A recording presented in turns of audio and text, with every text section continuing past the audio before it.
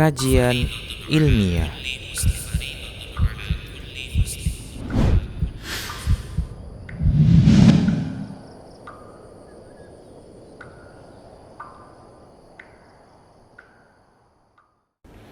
Bismillah, assalamualaikum warahmatullahi wabarakatuh. Innal hamdalillah nahmaduhu wa nasta'inuhu wa nastaghfiruh wa na'udzu billahi min syururi anfusina wa min sayyiati a'malina. Man yahdihillahu fala mudhillalah wa man yudlilhu fala hadiyalah. Wa asyhadu an la ilaha illallah wahdahu la syarikalah. Wa asyhadu anna Muhammadan abduhu wa rasuluhu sallallahu alaihi wasallam. Qala Allah tabaraka wa ta'ala, ya ayyuhalladzina amanu taqullaha haqqa tuqatih wa la tamutunna illa wa antum muslimun. Ya ayyuhan nasu taqu rabbakumul ladzi khalaqakum min nafsin wahidah wa khalaqa minha zawjaha wa bassa minhuma rijalan katsiran wa nisaa'a wattaqullaha alladzi tasaaluna bihi wal arham innallaha kana 'alaikum raqiba. Ya ayyuhalladzina amanu taqullaha wa qulu qawlan sadida yuslih lakum a'malakum wa yaghfir lakum dhunubakum wa may yuti'illaha wa rasulahu faqad faza fawzan 'azima. Amma ba'd, fa inna asdaqal hadisi kitabullah wa khairal huda huda Rasulillah sallallahu alaihi wasallam wa syarral umuri muhdatsatuha wa kullu muhdatsatin bid'ah wa kullu bid'atin dhalalah wa kullu dhalalatin finnar. Alhamdulillah, para pemirsa Rosyad TV dan para pendengar radio Medan Mengaji di mana saja Anda berada, alhamdulillah kita selalu bersyukur kepada Allah Subhanahu wa taala atas semua nikmat dan kebaikan yang Allah Subhanahu wa taala berikan. Kemudian selawat dan salam kita ucapkan untuk Nabi kita Muhammad sallallahu alaihi wasallam. Semoga Allah Subhanahu wa taala menjadikan kita, menggolongkan kita termasuk pengikut Rasulnya sampai akhir hayat kita. Para muslim rahimani wa rahimakumullah. Alhamdulillah kita masih terus membahas kitab fikih muamalah, pembahasan tentang fikih muamalah, dan kita akan masuki pembahasan baru, yaitu pembahasan terkait dengan akad pengolahan lahan atau akad pengolahan tanaman yang disebut ya dengan al-musaqah dan al-muzara'ah. Al-musaqah dan al-muzara'ah. Baik para muslim rahimani wa rahimakumullah.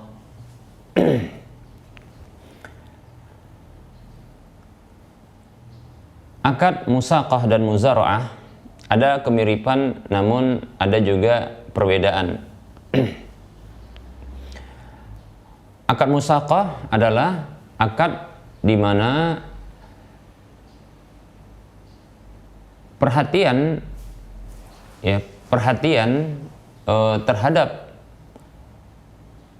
sesuatu yang akan menghasilkan keuntungan ini berupa tanaman yang diberikan terlebih dahulu. Disebutkan di sini definisi musaqah adalah daf'u syajarin lahu samrun kan nakhili wal 'inabi ila akhiri liyaquma bi saqihi wa ma yahtaju ilaihi bi juz'in ma'lumin musya'in min samarihi kan nisfi awir rubu'i awi nahwihima wal baqi lil akhari. Akad musaqah adalah sebuah akad yang di dalamnya terdapat penyerahan pohon yang akan diperhatikan kemudian pohon ini ya kemudian akan menghasilkan buah, ya, pohon yang akan menghasilkan buah. Itu menyerahkan ya pohon yang akan menghasilkan buah. Seperti contohnya adalah pohon kurma, pohon anggur, atau yang lainnya. Ya. Ila akhir, sampai yang lainnya, ya. Maksudnya yang lainnya dari pohon-pohon yang bisa ya ketika dipelihara akan menghasilkan buah. Kemudian tugas yang dilakukan adalah ya melakukan pengairannya dan apa saja yang dibutuhkan oleh pohon-pohon tersebut. Dengan kesepakatan ya akan diberikan sebahagian yang telah diketahui, maksudnya yang telah ditetapkan ya bahagiannya, yang dia tentunya adalah tersebar dari pohon-pohon tersebut. Maksudnya bahagian itu tidak terfokus pada satu tempat, tapi dia bentuk persentase ya, seperti contohnya setengahnya, 50%-nya, atau contohnya seperempatnya atau 25%-nya, atau yang lainnya. Sementara ya bahagian yang lainnya nanti untuk yang lainnya. Jadi ini akad musaqah. Ya, akad musaqah, kita ulangi, adalah akad di mana diberlakukan ya penyerahan, pengolahan atau pemeliharaan tanaman yang akan menghasilkan buah. Ya, tanaman, pepohonan yang akan menghasilkan buah. Demikian. Ya. Buah apa saja, ya. Buah apa saja dengan cara ya mengairinya, memberikan perhatian terhadap air ya, kebutuhan air, begitu juga apa saja seperti contohnya pupuk ya dan seterusnya ya. Demikian pula nanti sampai kepada pemanenan ya. Kemudian disepakati adanya keuntungan dari hasil panennya itu bahagian yang sudah ditetapkan dan itu jelas dan sifatnya persentase dari hasil panennya. Demikian ya. Bisa setengah itu 50%, 50% atau 40%, 60%, demikian ya. Seperti itu. Ini kembali kepada kesepakatan. Demikian ya, seperti itu. Baik, para muslim rahimani wa rahimakumullah. Ya. Adapun muzara'ah ya, muzara'ah. Istilah yang berikutnya muzara'ah. Dan ini sedikit berbeda, walaupun hasil yang menjadi targetnya adalah nanti hasil panen ya, hasil bumi yang didapatkan dari lahan tersebut. Perbedaannya adalah muzara'ah ini adalah daf'u ardin liman yazra'uhu wa yaqumu 'alaiha bi juz'in ma'lumin musya'in mimma yakhruju minha kan nisfi awir rubu'i awi nahwi hima wal baqi limalikil ardi ya. Muzara'ah adalah penyerahan lahan kepada orang yang akan mengolahnya, menanaminya dan akan mengolahnya dengan ya imbalan berupa bahagian yang jelas yang dia tersebar, artinya dia tidak ditentukan bagiannya ya dari hasil panen yang sudah didapatkan, seperti contohnya setengahnya yaitu 50% dari hasil panen, atau seperempatnya 25% dari hasil panennya, atau yang lainnya sesuai dengan disepakati ya, seperti itu. Adapun nanti sisanya adalah ya akan diberikan kepada pemilik tanah atau lahan tersebut. Demikian. Jadi musaqah dengan muzara'ah ada kesamaan dan atau kemiripan, ada juga perbedaan. Kesamaannya ya adalah ya keuntungan itu diambil dari hasil panennya, seperti itu, dari hasil panennya. Demikian. Jadi yang menjadi target atau menjadi target keuntungan ya itu adalah hasil bumi atau hasil panen, seperti itu ya. Adapun perbedaannya ya, akad musaqah ini lahan tersebut sudah ada tanamannya ya, sudah ada tanamannya musaqah. Oleh karenanya diambil dengan kalimat musaqah dari kata suqya, yaitu mengairi ya, memberikan pengairan. Jadi perhatian itu kepada pengairan, seperti itu. Nah, ini tentunya diberikan kepada pengolahannya atau perhatian tanaman tersebut kepada orang yang akan mengolahnya, ya, orang yang memiliki keahlian dalam pengolahan atau perhatian terhadap tanaman tersebut. Adapun muzara'ah, akad ini ya akad lahan kosong yang diserahkan kepada seseorang yang akan ya mengolahnya, seperti itu. Demikian dengan dengan tanaman apa saja, seperti itu ya. Tentunya bukan tanaman-tanaman yang dilarang ya, seperti mungkin ganja dan seterusnya. Baik, para muslim rahimani wa rahimakumullah. Nah, ini dia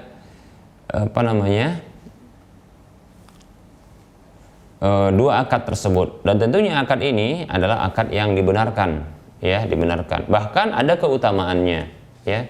Apa keutamaan dari akad musaqah dan muzara'ah? Ya. Dalam sebuah hadis yang diriwayatkan oleh Imam Bukhari dan Muslim, dan bahkan ini muttafaq alaih, disepakati oleh keduanya, dari sahabat Anas bin Malik radhiyallahu anhu, ia mengatakan, qala Rasulullah sallallahu alaihi wasallam, Rasulullah sallallahu alaihi wasallam bersabda, ma min muslimin yaghrisu gharsan aw yazra'u zar'an fayakulu minhu tayrun aw insanun aw bahimatun illa kana lahu bihi sadaqatun. Demikian. Rasulullah sallallahu alaihi wasallam bersabda, tidaklah ada seorang muslim yang bercocok tanam atau yang bertani dengan sebuah pertanian, lalu memakan dari tanaman atau pertanian tersebut, ya, baik itu burung, manusia, ataupun hewan, melainkan itu baginya dengannya akan menjadi sedekah. Demikian, ya. Hadis ini diriwayatkan oleh Imam Bukhari, Muslim. Baik, para muslim rahimani rahimakumullah, orang yang dia bercocok tanam, apa saja bentuk cocok tanamnya, ya, bercocok tanam, tanaman apa saja, atau pertanian, ya, tentunya ini hal yang ya berbeda, cocok tanam dengan pertanian. Kalau pertanian pada umumnya adalah bahan makanan pokok yang ditanam. Adapun bercocok tanam, ya, ini bisa jadi adalah tanaman-tanaman yang dia bukan menjadi bahan makanan pokok. Demikian. Nah, bila dari hasil ya tanaman tersebut atau pertanian tersebut ada ya makhluk-makhluk hidup yang memakannya. Contoh disebutkan oleh Rasulullah SAW di sini adalah contohnya seperti burung. Ya. Tentunya burung ini dia tidak meminta izin terlebih dahulu untuk mengambilnya, ya, seperti itu. Hanya saja diketahui, ya, oleh manusia pemiliknya itu atau orang yang mengurusi lahan tersebut atau tanaman tersebut, ya, lantas diusir begitu. Begitu juga manusia makan dari hasil tanaman atau pertanian tersebut. Begitu juga hewan-hewan yang lainnya. Seperti contohnya ya hewan-hewan kita dapatkan ulat, bahkan tikus yang menjadi hama, ya. Bahkan begitu juga barangkali belalang, ya. Yang jelas dia memakan tanpa izin, bahkan itu membuat kerugian. Maka ketahuilah itu menjadi sedekah bagi pemiliknya. Luar biasa, ya. Seperti itu. Adapun manusia, maka manusia pada umumnya memakannya ini ya dengan cara dua, bisa jadi dengan cara yang tidak diizinkan, yaitu dia mencuri contohnya, ya, atau dengan cara dia membelinya, ya, atau bahkan karena dia menanamnya, maka dia yang memanennya, dia juga mendapatkan manfaat dari itu. Jadi manfaat yang didapatkan dari tanaman setelah bercocok tanam, ya, begitu juga, ya, pertanian dari hasil tani, demikian. Itu banyak yang mendapatkan manfaat sebesar manfaat yang didapatkan, baik itu ya dengan cara yang syar'i, ya, dengan cara yang diizinkan ataupun tidak diizinkan, maka sesungguhnya itu menjadi sedekah insyaallah taala. Demikian, ya, para muslim rahimani wa rahimakumullah. Oleh karenanya ya, ini keuntungan besar bagi orang yang bercocok tanam, ya, begitu juga bagi orang yang bertani. bahwasanya ya selama hewan-hewan baik burung yang terbang, ya hewan-hewan yang lainnya mengambil manfaat dari tanaman yang ditanam, ya pertanian yang dia bertani seperti itu, ya lebih-lebih manusia, ya maka ketahuilah sebesar manfaat yang didapatkan atau diberikan, maka sebesar itu pula dia mendapatkan pahala karena terhitung sedekah bagi dirinya. Demikian para muslim rahimani wa rahimakumullah, ya keutamaan yang besar. Demikian para muslim rahimani wa rahimakumullah. Baik para muslim rahimani wa rahimakumullah.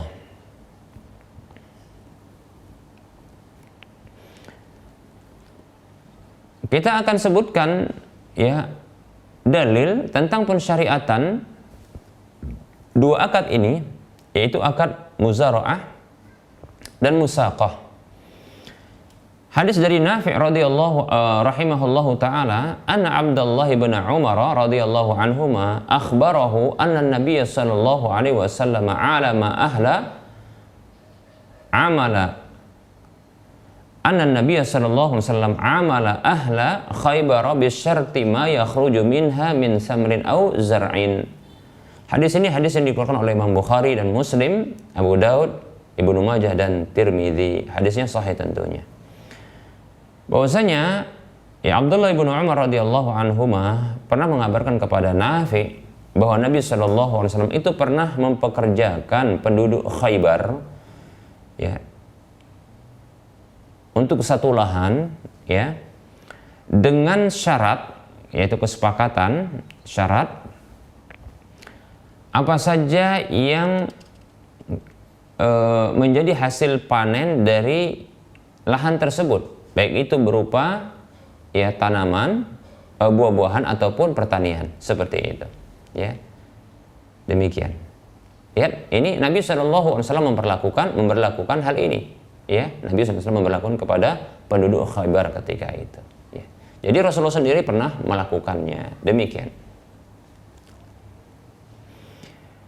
Begitu juga ada riwayat, ada ungkapan dari Imam Bukhari ya. Imam Bukhari mengungkapkan dalam Sahih Bukhari, wa qala Qais ibnu Muslim an Abi Ja'far qala ma bil madinati ahlu baiti hijratin illa yazra'una ala as-sulusi war rubu'i wa zara'a Aliyun wa Sa'dun ibnu Malikin wa Abdullah ibnu Mas'udin wa Umar bin Abdul Aziz wal Qasim wal Urwatu wa alu Abi Bakrin wa alu Umar wa alu Aliin wa Ibnu Sirin rahimahumullah. Imam Bukhari mengatakan ya,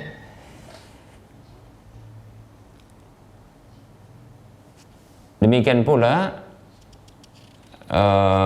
Imam Bukhari mengatakan dan berkata pula ya Qais bin Muslim dari Abu Ja'far rahimahullah, ia mengatakan tidak ada di Madinah penduduk keluarga, maksudnya keluarga yang berhijrah ya ke Madinah kecuali mereka bercocok tanam atau bertani dengan syarat ya sepertiga atau seperempat dari hasil panen yang didapatkan. Demikian pula Ali, Sa'ad bin Malik, Abdullah bin Mas'ud, Umar bin Abdul Aziz, ya Qasim, Urwah, keluarga Abu Bakar, keluarga Umar dan keluarga Ali serta Muhammad bin Sirin juga melakukan akad muzara'ah. Demikian ya, yaitu akad penyerahan lahan yang akan dikelola bagi orang yang mampu untuk mengelolanya. Demikian, seperti itu. Jadi ini akad yang telah berlaku ya di zaman Nabi SAW, bahkan sampai ke zaman tabi'in ya, seperti itu. Bahkan ya ini keluarga sahabat-sahabat ya, demikian. Seperti itu para muslim rahimani wa rahimakumullah. Baik, ini menunjukkan akad muzara'ah, demikian pula akad musaqah ya, ini keduanya memang diberlakukan di zaman Nabi Sallallahu Alaihi Wasallam sampai ke zaman tabi'in dan seterusnya. Baik para muslim rahimani wa rahimakumullah. Ya, apa hikmah disyariatkannya ya bentuk dua akad ini, yaitu akad musaqah dan muzara'ah. Baik para muslim rahimani warahmatullah, tentunya di antara kita ya ada orang yang memiliki lahan dan juga memiliki dia tanaman-tanaman ya atau pertanian-pertanian, namun dia tidak mampu untuk mengolahnya ya. Dia tidak mampu untuk mengolahnya. Bisa jadi dikarenakan faktor tidak punya keahlian, skill dalam masalah tersebut ya, atau dia tidak memiliki waktu karena dia punya kegiatan yang lain, sementara ya lahan tersebut atau tanaman tersebut ini menganggur ya, tidak ada ya, tidak terawat demikian ya. Baik para muslim rahimani warahmatullah, maka tentunya di sisi yang lain ada juga orang yang mampu ya, memiliki dia keahlian ya, dia memiliki waktu, namun dia mungkin tidak memiliki lahan dan tidak juga memiliki harta seperti ini ya, bahkan dia tidak memiliki kesibukan ya. Maka tentunya ya ini sangat ya saling sinkron dan bersinergi ya. Inilah disebutkan dengan ya hubungan ya simbiosis mutualisme, ini saling menguntungkan satu dengan yang lainnya. Maka ya inilah maslahat yang Allah Subhanahu wa taala ya berlakukan kepada hamba-hambanya lewat nabinya Muhammad sallallahu alaihi wasallam agar ya bisa termanfaatkan apa yang dimiliki oleh mereka dan memberikan manfaat bagi orang yang lain. Seperti itu para muslim rahimani wa rahimakumullah ya. Kita lihat ya banyak sekali lahan-lahan kosong ya, maka ada baiknya memang ya lahan ini dikelola, diolah seperti itu. Nanti ya bisa menguntungkan bagi orang yang mengolahnya, begitu juga bagi pemilik lahan tersebut. Atau begitu juga ada ya tanaman-tanaman yang barangkali kalau dibiarkan akan menjadi semak belukar ya, tidak terurus, tidak terawat ya, bahkan tidak menghasilkan karena mungkin bersama dengan itu tumbuh bersamanya ya barangkali tanaman-tanaman yang mengganggu ya, maka tentunya tidak akan menghasilkan dengan baik. Nah, ini butuh ada pemeliharaan, perawatan ya, pengurusan dan pengolahan. Demikian para muslim rahimani warahmatullah, agar ya tentunya tujuannya adalah memberikan maslahat dan manfaat bagi ya kedua belah pihak. Seperti itu para muslim rahimani warahmatullah. Apa hukum dari akad musaqah dan muzara'ah ini? Akad musaqah dan muzara'ah hukumnya adalah aqdun lazim ya, aqdun lazim, yaitu akad yang dia mengikat, wajib bagi kedua belah pihak untuk ya mengikatkan diri, yaitu untuk menyepakati diri, menyepakatkan ya dirinya atau mengikatkan dirinya pada akad yang telah dibuatnya ini. Seperti itu. Tidak boleh membatalkan ya akad tersebut tanpa ridho dari pihak yang lainnya. Demikian. Nah, tentunya dipersyaratkan adanya waktu yang disepakati untuk berakhir, walaupun panjang tapi harus ada waktu yang disepakati ya, dan tentunya itu berdasarkan ya keridhaan dari masing-masing pihak. Demikian para muslim rahimani warahmatullah.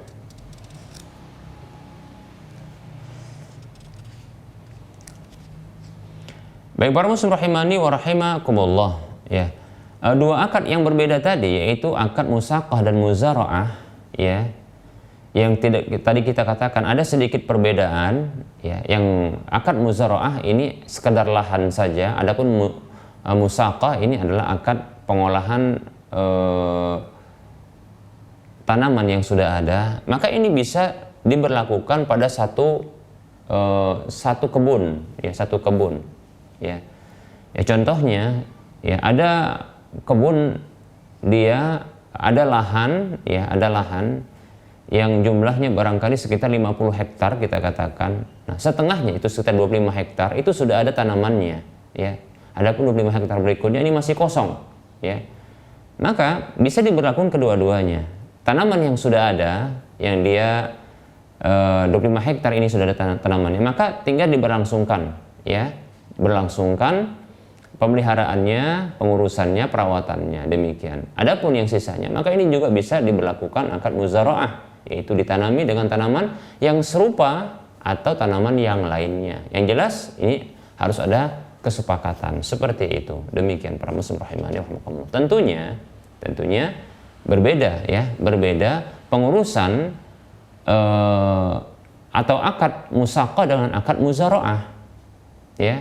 Dari sisi mungkin kesulitan pengurusan dikarenakan akad musaqah ini tanamannya sudah ada dan sudah barangkali tinggal melanjutkan. Adapun muzaraah ini memulai dari awal, bahkan barangkali tanah tersebut harus digemburkan terlebih dahulu, ya, diolah seperti dibajak, ya, dicangkul dan seterusnya. Nah, ini tentunya butuh tenaga, energi yang lebih, dan itu lebih besar kepada sang pengelola, seperti itu. Nah, tentunya bahagia nanti berbeda, ya. Bisa jadi contoh yang disepakati pada akad musaqah, yaitu pada lahan yang sudah ada tanaman dan pertaniannya, maka ini nanti hasil panennya disepakati, ya. Contohnya bagi pengelolanya itu katakanlah dia 30% dari hasil panennya. Nah, kebalikannya, ya, pada akad muzaraah yaitu pengolahan lahan yang tadinya masih kosong kemudian diolah sampai nanti ada tanaman ditanami, bahkan nanti sampai panen. Nah, ini diolah oleh sang pengelolanya. Nah, ini bisa jadi bahagianya lebih besar ketika nanti hasil panennya didapatkan. Seperti contohnya 60% atau 70%. Nah, ini tidak masalah, berbeda seperti itu pada satu lahan, asalkan jelas. Asalkan dia jelas, ya. Wallahu ta'ala a'lam. Demikian para muslim rahimani wa rahimakumullah. Nah, sekarang permasalahannya biaya pengolahan lahan atau biaya operasional dalam pengolahan lahan atau tanaman tersebut. Nah, ini siapakah yang menanggungnya? Maka para muslim rahimani wa rahimakumullah, ya, tidak masalah dan tidak mengapa bila biaya tersebut itu ditanggung oleh pemilik lahan atau bisa juga oleh sang pengelolanya, tidak masalah, atau ditanggung oleh kedua-duanya, tidak masalah, ya. Seperti contohnya pengadaan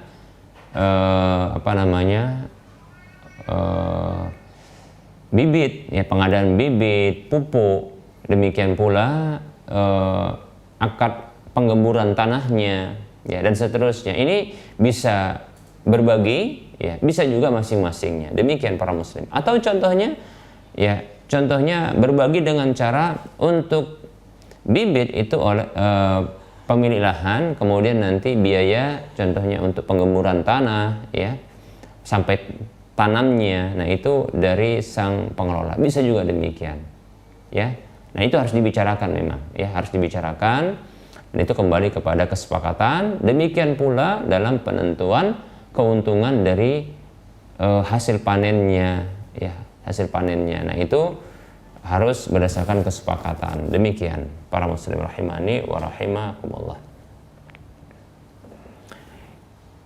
Imam Bukhari rahimahullahu taala mengatakan, ya, wa amala Umaru an-nasa ala in jaa Umaru radhiyallahu anhu bil buduri min indihi falahu asyatru wa in ja'u bil buduri falahum kada.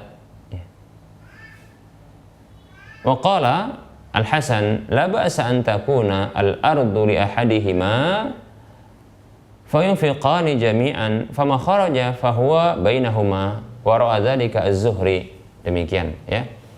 Imam Bukhari rahimahullahu taala mengatakan Umar radhiyallahu an itu pernah mempekerjakan orang-orang, ya, dengan syarat, ya, apabila Umar itu yang mendatangkan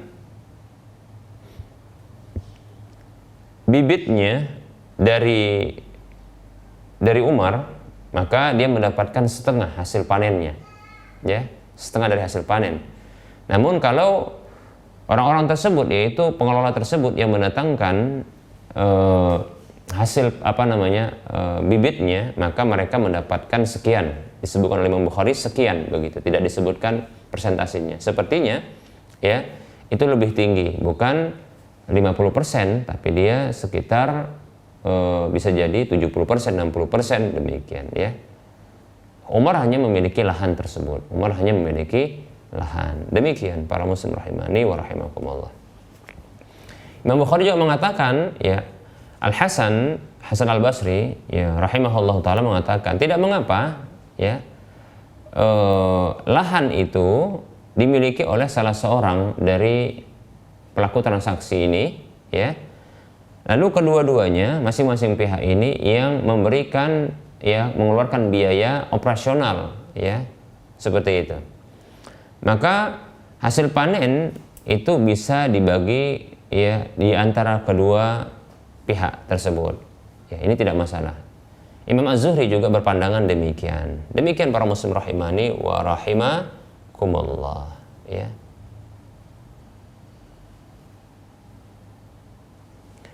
Baik para muslim rahimani wa rahimakumullah ya. Apa yang tidak boleh dilakukan pada akad muzaraah atau musaqah ini ya, akad pengolahan lahan atau akad pengolahan tanaman, apa yang tidak boleh ya? Yang tidak boleh adalah ya mengkapling lahan ya, mengkapling lahan dari lahan yang diolah tersebut ya, mengkapling bahagian lahan ya, yang diolah tersebut itu menjadi bahagian keuntungannya, seperti itu. Nah, ini yang tidak boleh. Contoh ya. Contoh tadi kita katakan ada sekitar 50 ya hektar. Yang 25% ini yang dia 25 hektar ini sudah ada tanamannya. Ini namanya akad musaqah. Kemudian yang 25 hektar ini belum ada tanaman dan ini akan diolah, demikian. Disepakati katakanlah ya ini tanaman tertentu yang akan ditanam dan itu diolah oleh pengelolanya, demikian. Nah, salah satu dari keduanya atau kedua-duanya menyepakati, ini yang tidak boleh ya. Contohnya adalah ya, untuk yang 25 hektar yang sudah ada tanamannya dikatakan bahwasanya ya 10 hektar bagian hulu, kita katakan begitu. 10 hektar bagian hulu ya itu dimiliki oleh pemilik lahan, seperti itu, pemilik lahan. Adapun 15 hektar sisanya itu nanti yang sebelah hilirnya, katakan demikian, maka itu milik, hasil panennya nanti dimiliki oleh pengelolanya ya, seperti pengelola lahan tersebut atau pengelola tanaman tersebut yang merawat tanaman tersebut. Demikian pula nanti yang lahan kosong yang diolah ini ya, dikatakan bahwasanya ya 20 hektar ya yang hilir itu dimiliki oleh hasil panennya nanti oleh pengelola. Adapun yang 5 hektar ini akan ya, yang hulu ini dimiliki oleh sang pemilik lahan, hasil panennya. Ini ada penentuan dengan pengkaplingan ya, bahagian tertentu yang dia dengan spesifik ya, begitu, dengan penentuan lahan. Maka yang seperti ini terlarang. Ini terlarang. Yang disebutkan oleh sebagian ulama, inilah istilah mukhabarah ya. Ini istilah namanya mukhabarah ya. Seperti itu. Nah, ini tidak boleh. Mengapa tidak boleh? Karena di sini ya ada gharar. Di sini ada gharar. Apa itu gharar? Tidak jelas. Dan ini ada khotor. Ada gharar, ada khotor, bahkan ada doror. Nah, ada 3 di sini ya istilahnya. Ya. Ada gharar. Gharar ini artinya tidak jelas. Dari sisi bahwasanya tidak diketahui ya lahan yang manakah yang akan berpotensi akan menghasilkan. Ya, belum tentu nanti katakan hilir dan hulu ini sama hasilnya, kan begitu. Ya. Bisa jadi contoh, ya, memang barangkali Allah takdirkan, ya, contoh, ya, bagian hulu itu lebih banyak hasil panennya, bagian hilir, ya, itu tidak banyak hasil panennya. Ya, memang seperti itu contohnya alaminya, ya, barangkali dari sisi putihnya, ya, buah-buahnya, ya, hasil panennya. Bisa jadi juga serangan hama. Contohnya, ya, hama itu kebetulan menyerang dari arah hilir, katakan begitu. Ternyata terhenti, ya, sampai ke bagian hilirnya saja. Adapun hulu tidak sampai, demikian, ya. Begitu. Atau contohnya seperti adanya angin puting beliung sehingga ini merusak sebahagian dari wilayah tanaman tersebut yang sudah ada tanamannya yang akan dipanen. Nah, kalau dengan penentuan seperti ini tentunya, ya, bisa jadi salah satu pihak, baik itu pengelola lahan tersebut atau pemilik lahan, ini bisa jadi tidak mendapatkan apapun atau dia mendapatkan sedikit karena bahagiannya ini contohnya terserang hama seperti itu. Makanya seperti ini gharar, nggak jelas dia. Bahkan itu doror, ya, doror, khotor. Apa itu khotor? Ya, ada untung-untungan, ada bahaya juga di sana. Ya, ada doror memudaratkan yang lain. Coba bayangkan, katakanlah demikian, ya. Ternyata bahagian dari pengelola yang sudah ditetapkan, contohnya pengelola bagian hilir, ya, yang dia sudah capek, ya, dia sudah meluangkan waktunya, tenaganya, dia telah juga mengeluarkan skill keahliannya seperti itu. Ternyata bahagiannya ini yang mendapatkan dampak, ya, dampak.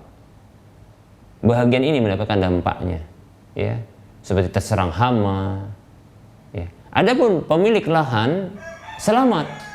Nah, seperti ini tentunya ini coba bayangkan, ya. Ya, betapa sedihnya dia. Ya, dia hanya, ya, mendapatkan capeknya saja, sementara pemilik lahan mendapatkan keuntungan. Nah, ini akan memunculkan bahaya, iri, dengki, ya, seperti itu. Dan ini bisa mematikan berikutnya semangat, ya. Dan ini bentuk ketidakadilan, ya. Ini doror, bentuk apa? Doror, memudaratkan, seperti itu. Baik para muslim rahimani wa rahimakumullah. Bahkan ini bisa jadi menghantarkan kepada perselisihan, permusuhan, ya. Demikian para muslim rahimani wa rahimakumullah, ya. Ini berlaku bagi akad, ya, muzara'ah maupun akad musaqah, yaitu akad pengolahan lahan muzara'ah atau akad, ya, perawatan tanaman, ya, seperti itu, musaqah disebut, ya. Ini tidak boleh, demikian para muslim rahimani wa rahimakumullah. Ada dalil dalam masalah ini. Itu hadis dari Hamdalah ibnu Qais Az-Zuraqi, ya, dari Rafi' ibnu Khadij,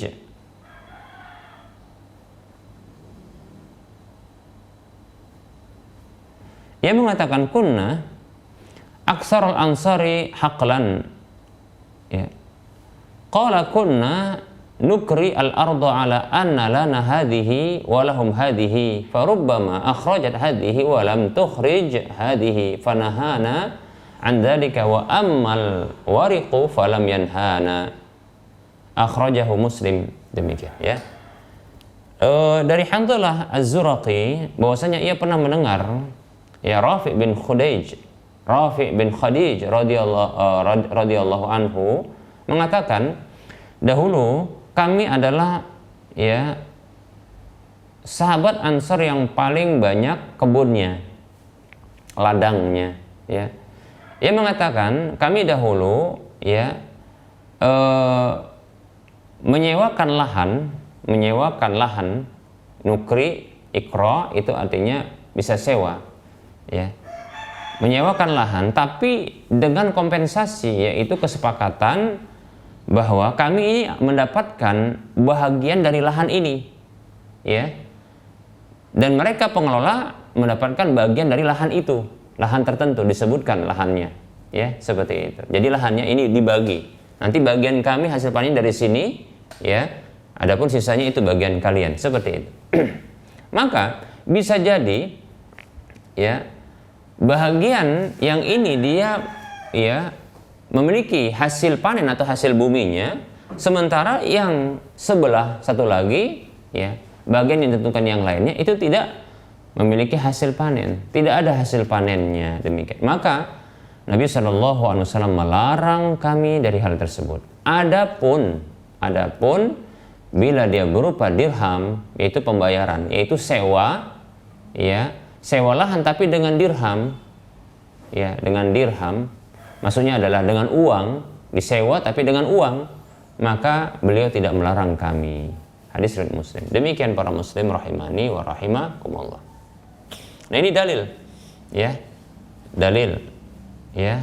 Demikian para muslim rahimani wa rahimakumullah. Kita sebutkan dalil yang lain.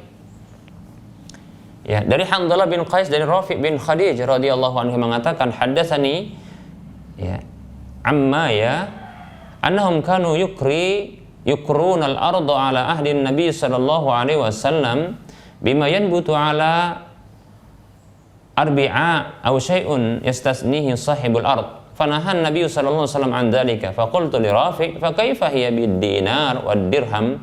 Faqala Rafi' laisa biha ba'sun bid-dinar wad-dirham. Ya.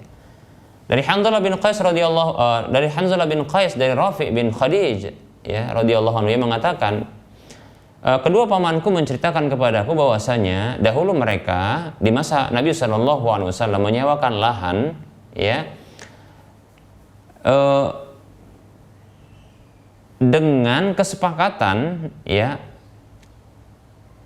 apa yang, ya, tumbuh pada lahan ini dan itu, ya, ini dikecualikan, ya, oleh pemilik lahan, bahwasanya ini milik dia, seperti itu, ya.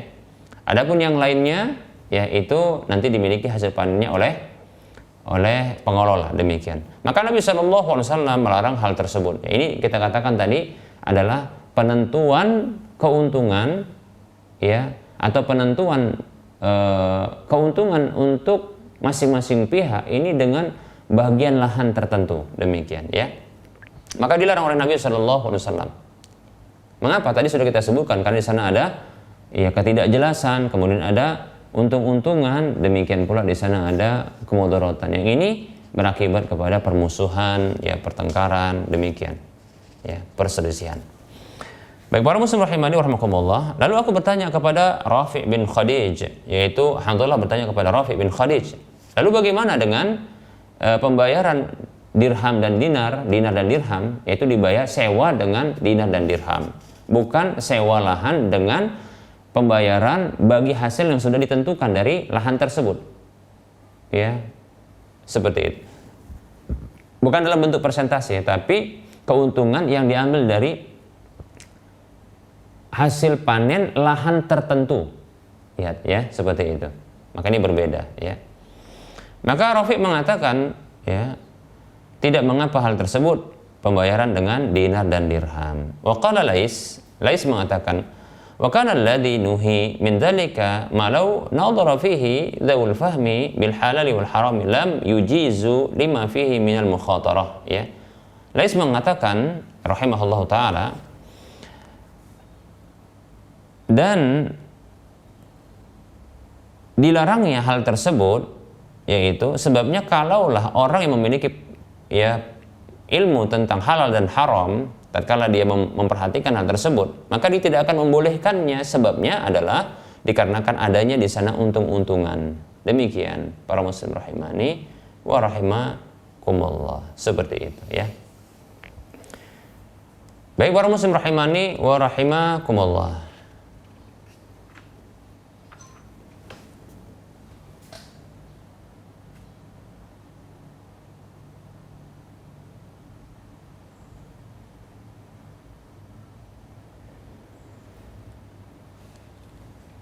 Baik, kita lanjutkan.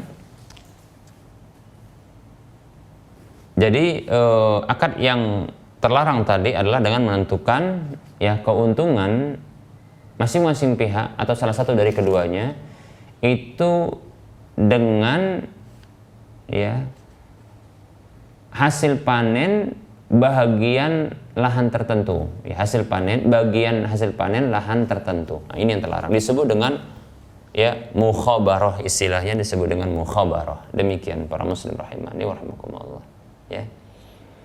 Adapun menyewakan lahan dengan dinar dan dirham, ya, maka tidak mengapa, ya, seperti itu. Atau dengan contohnya adalah menentukan ya persentase, ya, menentukan persentase dari hasil panen keseluruhan, ya, atau kita katakan setengahnya, ya, kalau persentase tentunya ya 30%, 70%, atau 40%, 60%, atau 50%, 50%, demikian, seperti itu, seperti yang dilakukan oleh Umar radhiyallahu anhu, seperti itu, ya. Ada riwayat dari Sabit bin Dhahhak radhiyallahu anhu yang mengatakan anna Rasulullah sallallahu alaihi wasallam naha anil muzara'ati wa amara bil muajarati wa qala la ba'sa biha, rawahu Muslim, ya. Dari Sabit bin Dhahhak radhiyallahu anhu bahwa Rasulullah SAW melarang dari muzara'ah. Maksud muzara'ah yang dilarang di sini adalah bermakna mukhabarah.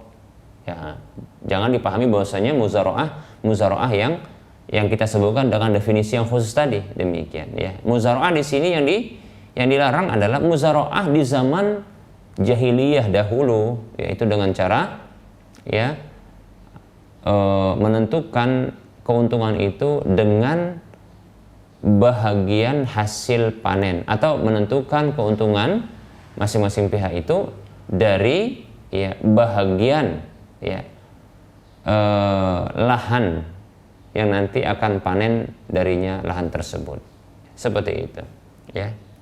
Ini tidak boleh, ya, demikian. Dan Nabi SAW memerintahkan untuk melakukan muajarah. Muajarah itu sewa, ya, sewa, yaitu dengan menyebutkan harga nilai sewanya. Wa qala la ba'sa biha, mengatakan tidak mengapa, seperti itu. Hadis riwayat Muslim. Seperti itu para muslim rahimani wa rahimakumullah.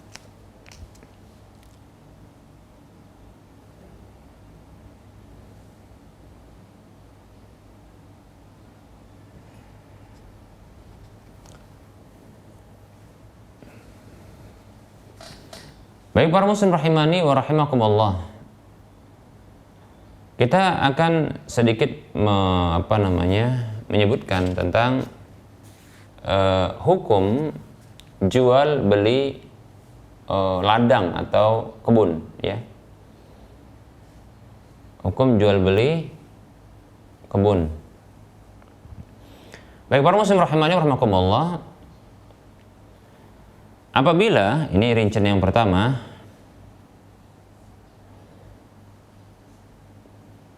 apabila lahan tersebut dijual dan pada lahan tersebut itu ada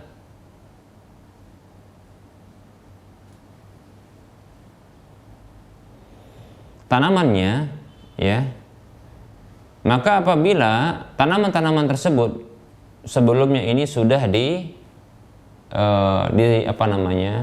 dikawinkan, ya, dilakukan dia perkawinan, ya, putik jantan dengan putik betinanya, maka di sini buahnya nanti para muslim rahimani rahimakumullah itu milik pemilik sebelumnya, dimiliki oleh hasil panennya itu dimiliki oleh pemilik sebelumnya, seperti itu, ya, dimiliki oleh pemilik sebelumnya. Kecuali kalau apabila, ya, dipersyaratkan oleh sang pembeli bahwasanya, ya, hasil buahnya nanti ini adalah milik dari sang pembeli, maka boleh yang seperti itu tentunya. Tapi kalau ditanya apa hukum asalnya, maka hukum asalnya adalah, ya, itu adalah milik dari sang pemilik sebelumnya, karena dia yang telah melakukan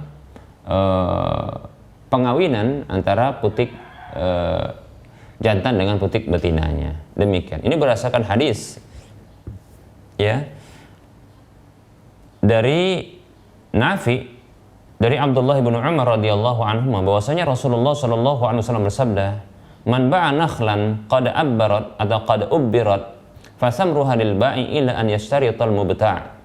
Ya. Kata Nabi sallallahu alaihi wasallam, siapa saja yang menjual ladang pohon kurma, ya, ini tidak hanya berlaku bagi pohon kurma. Ini karena kasusnya ya di zaman Nabi sallallahu alaihi wasallam ini banyak pohon-pohon kurma, ya. Pohon kurma yang telah dikawinkan itu dengan cara dipertemukan ya antara putik jantan dengan putik betinanya, maka buahnya nanti itu milik sang penjualnya, yaitu pemilik sebelumnya, kecuali kalau dipersyaratkan oleh sang pembeli. Nah, seperti itu. Ya, ini hukum asalnya. Demikian. Nah, apabila ternyata belum dikawinkan, belum dikawinkan, ya, belum ada penyemaian atau apa istilahnya, ya, yang jelas belum dikawinkan, ya, maka pohon yang belum tampak ya buahnya tersebut, maka itu dimiliki oleh sang pembeli, ya, tentunya. Kalau dia sudah dikawinkan, maka pohonnya itu milik sang pembeli, adapun buahnya ini milik sang penjual atau pemilik sebelumnya, kecuali kalau dipersyaratkan oleh sang pembeli. Baik. Kemudian yang kedua, ya, ini pernah kita sampaikan bahwasanya ya tidak boleh dan tidak sah ya menjual ya buah-buahan atau hasil panen dari tanaman pepohonan ya yang belum tampak layak petiknya, ya, yang belum tampak layak petiknya. Demikian para muslim rahimani wa rahimakumullah. Ini sudah pernah kita sebutkan ya pada pertemuan yang lalu, pertemuan-pertemuan yang lalu tentang larangan menjual buah-buahan yang belum layak petiknya. Demikian, ya.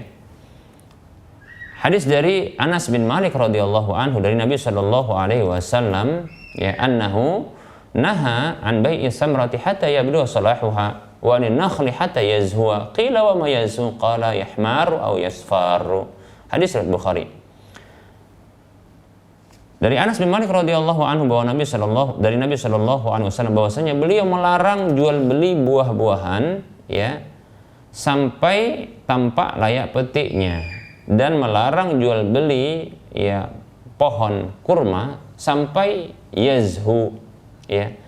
Lalu ditanyakan apa itu yazhu, maka Rasulullah mengatakan yahmar au yasfar, yaitu dia menguning, memerah atau menguning. Demikian, yaitu sudah memang tampak layak petiknya, walaupun mungkin ya hanya sedikit tampaknya yang muncul, namun ini menunjukkan sudah layak petik, ya, seperti dikatakan ini mengkal gitu, ya.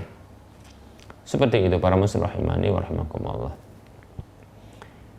Mengapa? Ini kekhawatirannya ya adalah ya bila ternyata tidak layak, bahwa belum layak petik ini sudah dijual, ya, maka dikhawatirkan ketika ya Allah Subhanahu wa taala berlakukan takdirnya pada tanaman tersebut, ya, sehingga tidak jadi panen dengan sempurna atau gagal panen, maka tentunya ya sang pembeli tidak mendapatkan apapun kecuali hanya mungkin kerugian seperti itu. Sementara dia sudah membayarkan ya dana atau uangnya, hartanya, menyerahkan hartanya kepada sang pemilik tanaman atau buah-buahan tersebut. Seperti itu. Nabi Shallallahu Alaihi Wasallam ya melarang hal tersebut. Ya, dari Anas bin Malik radhiyallahu anhu, anna Rasulullah sallallahu alaihi wasallam naha an bai'i simari hatta tazhiya. Faqila lahu wa ma tazhi? Qala hatta tahmarra. Faqala Rasulullah sallallahu alaihi wasallam, "Ara'aita idza mana Allahu samrata bima ya'khudhu ahadukum mala akhihi?" Demikian. Bahwasanya Rasulullah sallallahu alaihi wasallam itu melarang jual beli buah ya sampai dia tazhi. Lalu ada yang bertanya, "Apa itu tazhi?" Ya, maka Rasulullah mengatakan sampai dia memerah. Maka Rasulullah sallallahu alaihi wasallam ya memberikan penegasan, bagaimana menurutmu apabila Allah Subhanahu wa taala menahan buahnya, tidak jadi berbuah, gagal panen, ya, begitu karena sebab hama atau memang ya gagal, ya. Lalu dengan apakah salah seorang di antara kalian mengambil harta saudaranya, yaitu sang pemilik lahan atau pemilik tanaman tersebut? Ya, dengan cara apa dia mengambilnya, mengambil harta sang pembeli tersebut? Ya. Dengan apa? Apa kompensasinya? Tidak ada yang diberikannya karena gagal panen seperti itu. Maka oleh karenanya, ya, yang ini mengakibatkan munculnya pertikaian, permusuhan, perselisihan, maka ini dilarang oleh agama kita. Demikian para muslim rahimani wa rahimakumullah. Hadis riwayat Bukhari dan Muslim. Baik para muslim rahimani wa rahimakumullah. Namun, ya, apabila ternyata ini berlaku ya bagi tanaman-tanaman ya apa saja, apakah pertanian atau ya dia buah-buahan atau dia yang sifatnya biji-bijian, demikian. Ya kalau tidak layak petik, belum layak petik, maka tidak boleh dia dijual seperti itu. Nah, kalaupun seandainya ya tanaman tersebut ya atau tanaman tersebut yang sudah nampak buahnya ya ketika hendak dijual walaupun dia masih hijau begitu, maka boleh dijual dengan syarat dia harus dipanen langsung ketika itu. Ya mungkin barangkali ya tanaman tersebut ya hasil buahnya atau hasil panennya tersebut itu bisa dimanfaatkan dalam kondisi masih hijau demikian. Maka tidak masalah. Wallahu taala alam. Ini pendapatnya Imam Malik ya. Baik para muslim rahimani wa rahimakumullah.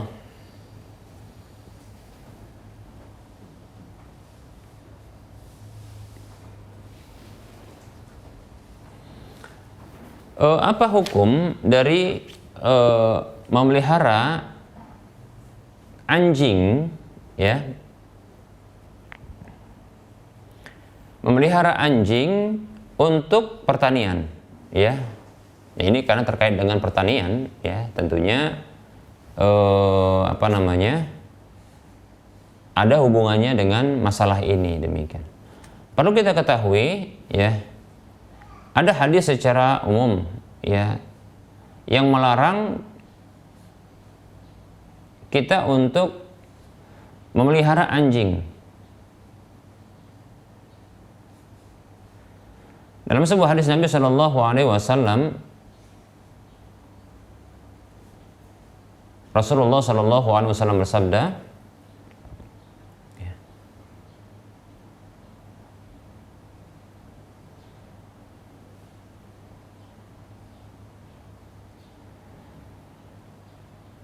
"Manik tanah kalban laisa bi kalbi saydin wala masyiatin wala ardin fa innahu yanqusu min ajrihi qiratani kulla yaumin muttafaqun alaihi."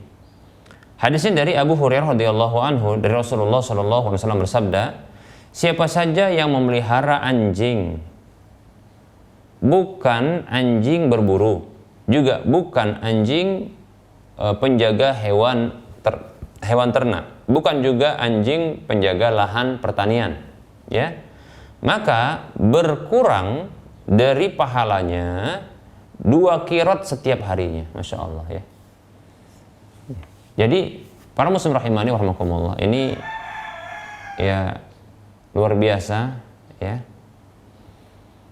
luar biasa bahayanya bagi orang yang punya kebiasaan, punya hobi memelihara anjing ya. Dari satu sisi anjing ini tentunya adalah anjing hewan yang dia najis ya, karena jilatannya ini ya, air liurnya ini dihukumi oleh sebagian para ulama dengan ya an-najasah al-mughalladah, yaitu najis yang berat, najis berat ini ya, sampai ya ada perintah untuk mensucikannya ya dengan 7 kali bilasan air ya, Yang salah satunya itu dengan tanah, demikian. Kata Nabi Shallallahu Alaihi Wasallam, "Idza walagha fihil kalbu, idza walagha fi ina'i idza walaghal kalbu fi ina'i ahadikum fal yaghsilhu sab'a marratin ulahunna biturab." Kama qala sallallahu alaihi wasallam. Kata Nabi sallallahu alaihi wasallam, apabila anjing itu menjilat bejana salah seorang di antara kalian, maka cucilah dengan 7 kali bilasan air. Ya, yang pertama itu dengan tanah, demikian. Sampai seperti itu. Ya, demikian. Najis dia. Nah, memeliharanya ya tentunya tanpa ada sebab, seperti karena hobi, hanya untuk hiasan, ya, atau hobi saja, ya, atau contohnya untuk jaga rumah, ya, ini tidak ada keperluannya, ya. Maka di sini para muslim rahimani rahimakumullah, ini bisa berkurang pahala orang yang memilikinya, demikian ya. Pahala orang yang memilikinya satu hari itu, setiap harinya itu 2 qirot. Tahukah kita ukuran qirot itu? Tahukah kita ukuran qirot itu? Qirot itu ukurannya adalah gunung, ya, gunung. Dalam hadis yang lain disebutkan terkait dengan menghadiri ya jenazah, yang kalau dalam bahasa kita ta'ziyah, ya, orang yang meninggal dunia, ada pahala didapatkan 1 qirot ketika ikut menyolatkan, dan 1 qirot ketika sampai menguburkan. Kata Nabi SAW, "Man syahidal janazata hatta yusalli 'alaiha falahu qiratun. Wa man syahidaha hatta tudfana falahu qiratani." Qila wa mal qiratani ya Rasulullah? Qala mislul jabalainil 'azimain. Kata Nabi SAW, siapa saja yang menghadiri jenazah itu sampai disolatkan, maka dia mendapatkan 1 qirot. Dan siapa saja yang menghadiri jenazah itu sampai dikuburkan, maka dia mendapatkan 2 qirot. Lalu ada yang bertanya kepada Rasulullah SAW, apa itu 2 qirot wahai Rasulullah? Kata Rasulullah, 2 gunung yang besar. Ya, 2 gunung yang besar. Jadi 1 qirot itu ukuran gunung.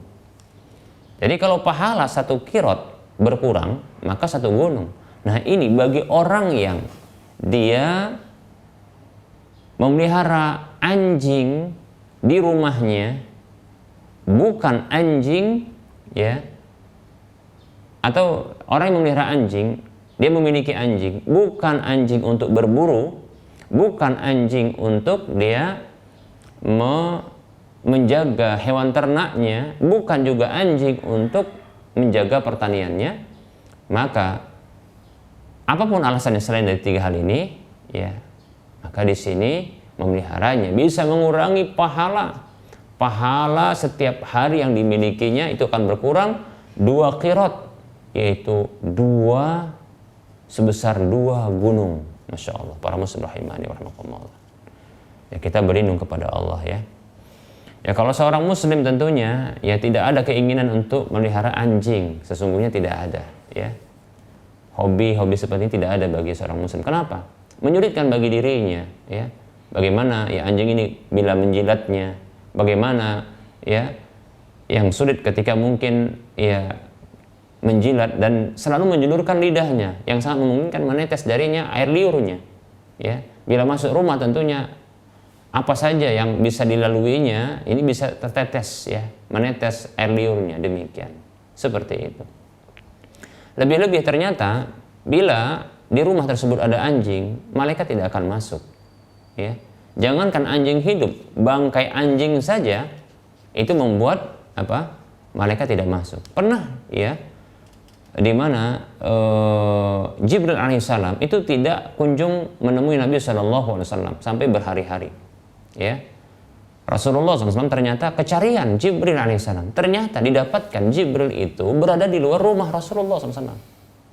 Lalu ditanyakan alasannya, lalu ternyata ya Jibril alaihissalam mengatakan di rumah ada anjing. Rasulullah mencari-cari, ya, mencari anjing, ya, ternyata ada bangkai anjing kecil, ya, dan sudah menjadi mayat, seperti itu. Ya, mungkin belum mengeluarkan apa namanya aroma busuk, ya, karena mungkin baru meninggal dunia, baru wafat, ya, baru mati anjingnya, demikian, ya. Baik para muslim rahimani wa rahimakumullah, dalam hadis yang lain disebutkan, ya, kama qala sallallahu alaihi wasallam, ya, innal malaikata la tadkhulu fi baitin fihi kalbun wala suratun, kama qala sallallahu alaihi wasallam. Sesungguhnya malaikat itu tidak masuk ke dalam rumah yang di dalamnya ada anjing dan, ya, gambar manusia atau hewan, seperti itu. Itu gambar makhluk bernyawa. Baik para muslim rahimani wa rahimakumullah. Nah, ini yang membuat, ya, seorang muslim itu, ya, kesulitan, ya, untuk dia memelihara anjing. Kalaupun dia seandainya memelihara anjing, ya, maka anjing ini ada keperluan bagi dirinya, ada kebutuhan dia terhadap anjing tersebut, ya. Yaitu karena untuk urusan pemeliharaan, ya, hewan ternaknya atau pertaniannya, atau barangkali untuk berburu. Namun tetap saja jangan meletakkan anjing tersebut dalam rumah, maka dia diberikan kandang tersendiri yang jauh dari rumah atau terpisah dari rumah, agar malaikat, ya, rahmat itu bisa, ya, masuk ke dalam rumah orang tersebut. Wallahu ta'ala a'lam. Barangkali ini yang bisa kita sampaikan terkait dengan materi. Kita lanjutkan dengan sesi soal jawab. Baik, ada pertanyaan di sini. Ada pertanyaan, ya, emas digital boleh atau tidak? Emas digital.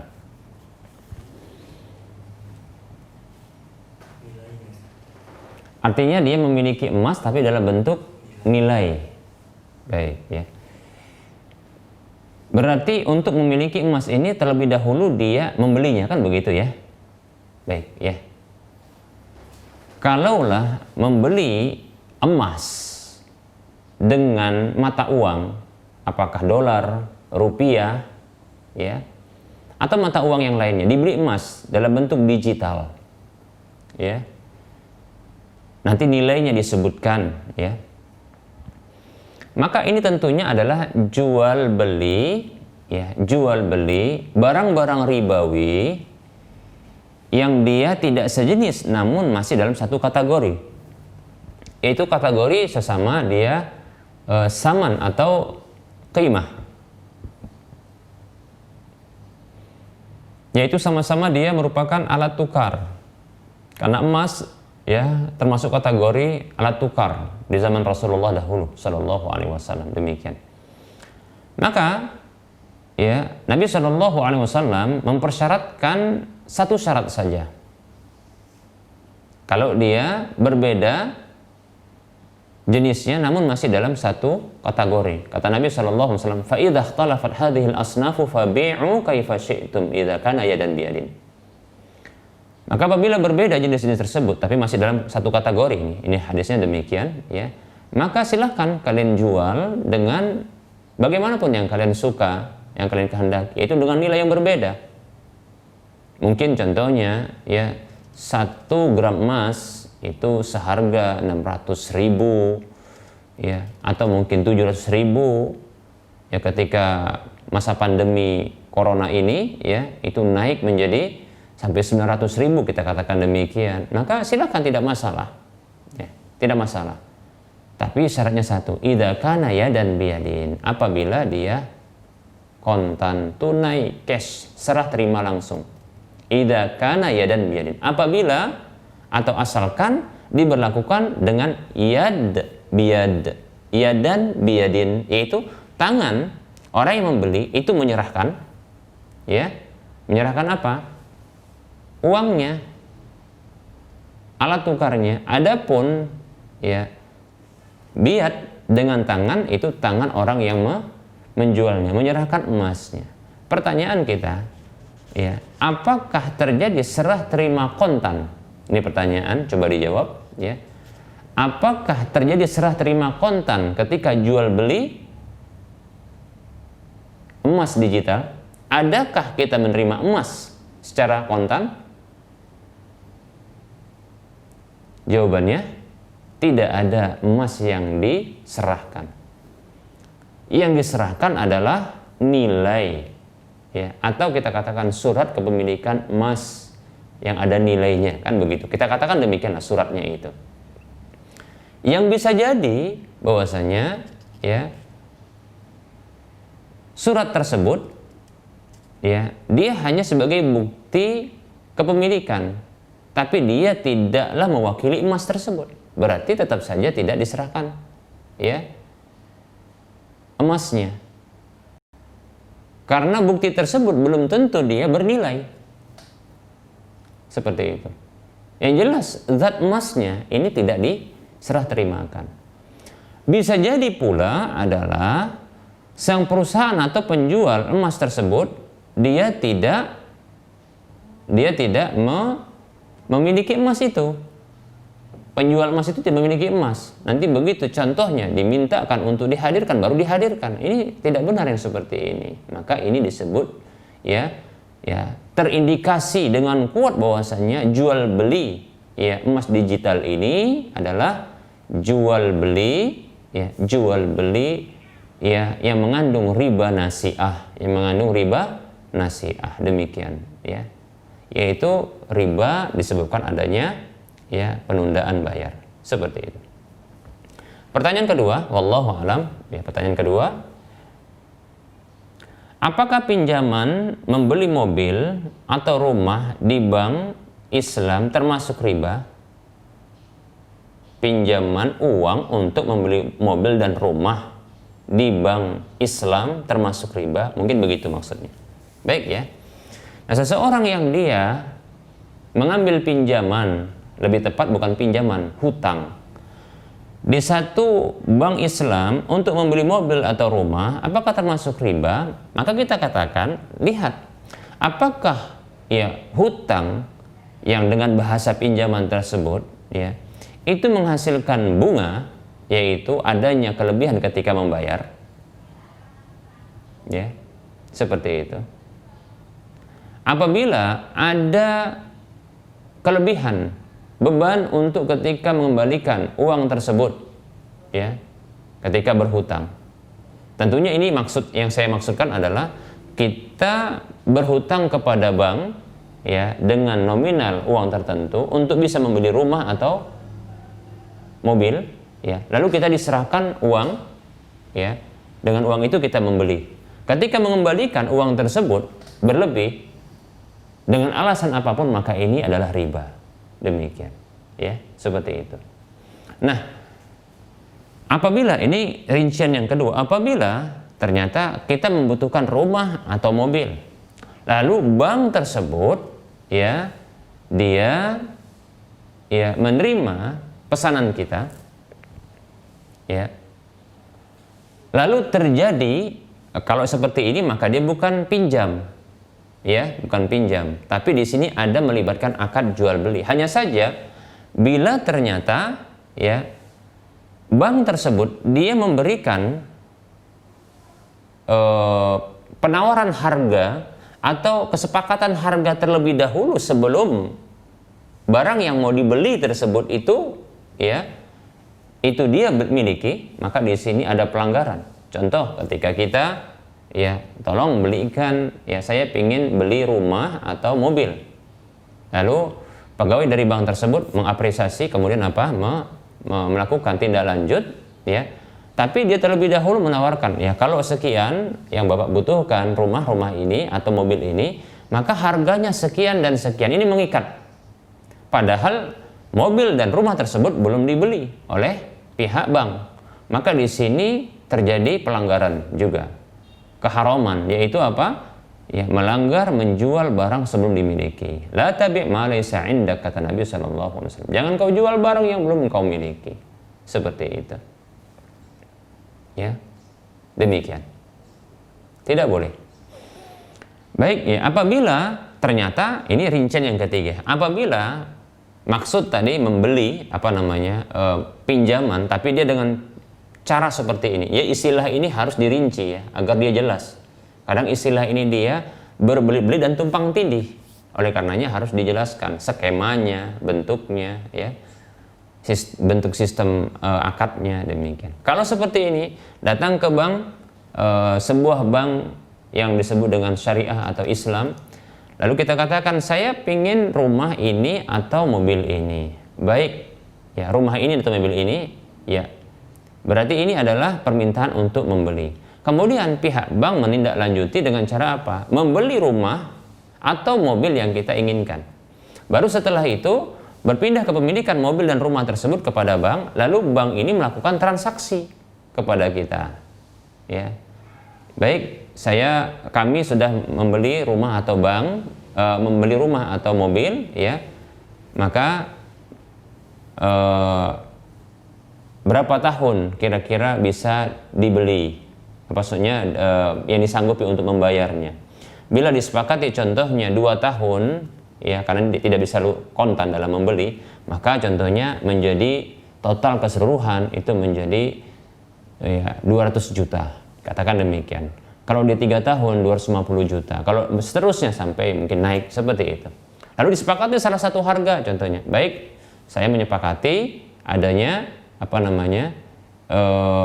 kemampuan saya 5 tahun. Maka jadi disepakati katakanlah menjadi 350 juta total harga dari mobil atau rumah tersebut. Lantas diminta untuk memberikan DP, kita katakan demikian. Ya. Maka yang seperti ini boleh jual belinya dengan syarat tidak ada denda keterlambatan ketika telat bayar. Seperti itu. Ya. Untuk akad seperti ini halal kalau dia dengan rincian yang ketiga. Wallahu ta'ala alam. Yang terakhir, pertanyaan terakhir. Bolehkah kita menawarkan ya barang orang lain setelah deal kita beli dulu untuk kita miliki, lalu baru kita kirim kepada pembeli? Baik, ini namanya menjual barang yang belum dimiliki. Ya, tadi sudah kita sebutkan, ya, ketika ada pemesan, ya, maka jangan diberlakukan, ya, akad dengan harga yang mengikat, ya, sementara barang belum dimiliki. Jadi yang seperti ini tidak boleh kecuali dengan syarat kita penjual tersebut dia sebagai agen atau perwakilan dari pemilik barang. Oleh karenanya saya beritahu solusi yang seperti ini sekilas dia memiliki pelanggaran. Ada pelanggaran yang dilakukan, yaitu menjual barang yang belum dimiliki. Ya. Maka bagaimana solusinya? Ya, solusinya adalah ya, begitu ada pemesan, ya, maka silakan ditanggapi, tapi jangan berbicara tentang harga. Tapi terlebih dahulu adalah ya mempertanyakan tentang spesifikasi barang yang dipesan. Ya, maka silakan ya ditanyakan tentang spesifikasinya. Baik, Anda jadi beli, kalau dia tanyakan harga bagaimana, maka dipending. Lalu cara yang pertama adalah hubungi pemilik barang sebelum ditentukan harga. Bila sang pemesan tersebut dia menanyakan harga, maka hubungi pemilik barang dengan menyatakan diri siap untuk menjadi wakil dari sang pemilik barang dalam menjualkan. Ya, maka yang seperti ini pemilik barang itu harus menetapkan fee kalau seandainya nanti harga jual ditentukan olehnya. Ya, fee untuk siapa? Untuk penjual. Seperti itu. Ya. Namun apabila ternyata harga jual itu ya ditentukan oleh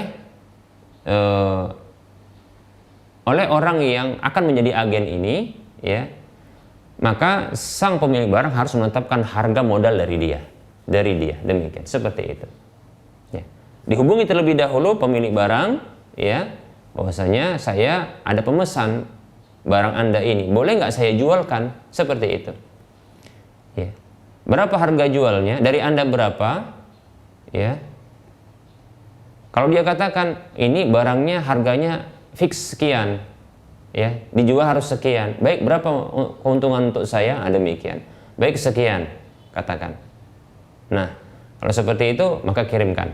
Kalau contohnya, baik dari kami sekian, maka silahkan dijual sesuai dengan keinginan dari orang yang penjual, orang yang telah pesan kepada dia, seperti itu. Baru silakan nanti lakukan ya penawaran harga kepada pemesan tersebut. Ya, ini cara yang pertama. Cara yang kedua adalah ya. Namun ini agak repot, ya, agak repot. Ya, repotnya adalah ya, setelah dia menghubungi pemilik barang sebelum terjadinya kesepakatan harga adalah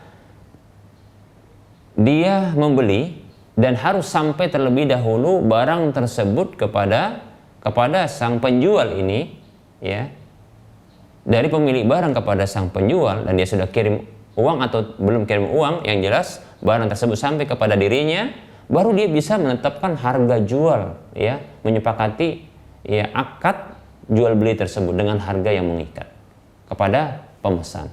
Oleh karenanya, ya, cara yang pertama ini lebih cepat sekali, ya, lebih cepat dan tepat insyaallah taala. Itu menjadi wakil. Dalam hal ini dia menjadi agen yang disebut dengan simsar dalam istilah fikihnya, dan akad tersebut menjadi akad samsarah, yaitu antara pemilik barang dengan penjual ini. Seperti itu. Nah, bila disepakati, ya sudah sepakat bahwasanya ya kita jual dengan harga sekian, fee untuk saya sekian, maka setelah itu tawarkan barang sesuai dengan harga jual yang telah ditetapkan. Ya. Seperti itu. Atau dengan model yang tadi kita sebutkan, yang kedua dari bentuk keagenan atau perwakilan adalah dia ya menanyakan harga modal dari sang penjual, dari pemilik barang, kemudian nanti baru dia ya setelah itu menjualnya kepada sang pemesan tersebut dengan harga yang diinginkannya. Baru nanti dikirim dari pemilik barang kepada sang pemesan yang telah deal harganya. Demikian. Setelah itu baru nanti terjadi pembayaran. Baik itu pembayaran dari sang pemesan kepada penjual, atau sang penjual nanti kepada sang pemilik barang. Wallahu taala alam. Barangkali ini yang bisa kita sampaikan, mudah-mudahan bermanfaat. Wassallallahu ala Muhammad wa ala alihi wa ashabihi ajma'in. Subhanakallahumma wa bihamdika asyhadu an la ilaha illa anta astaghfiruka wa atubu ilaika. Walhamdulillahi rabbil alamin. Assalamualaikum warahmatullahi wabarakatuh.